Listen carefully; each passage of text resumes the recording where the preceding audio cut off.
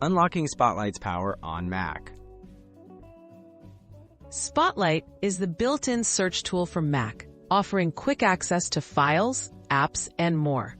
With a few tweaks, you can turn Spotlight into a lightning-fast tool for finding exactly what you need. Discover the best ways to customize and optimize Spotlight to speed up your daily searches and boost productivity. Customize Spotlight search results. Go to System Settings and open Spotlight's preferences. Here, you can select which categories appear in your search results, such as documents, emails, web pages, or apps. By unchecking items you rarely use, Spotlight delivers faster, clutter-free results, so you see relevant items first and locate files or apps in less time. Use targeted search queries. You can refine your searches by adding file types or keywords. For example, type kind PDF report to find PDF files with report in their name. Spotlight also supports searching dates or file sizes. Using specific queries helps Spotlight filter out irrelevant results, making your file hunts quicker and more accurate.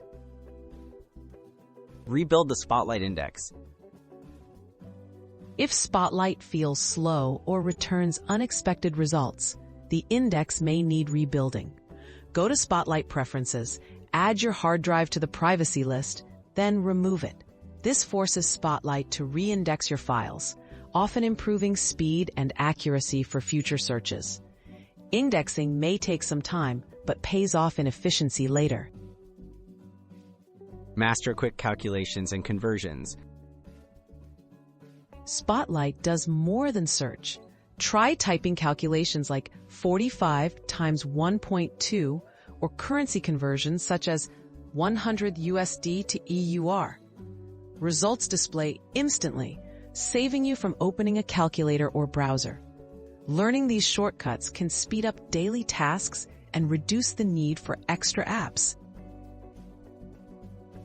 Get the most from Spotlight. Spotlight is a powerful, customizable tool for every Mac user.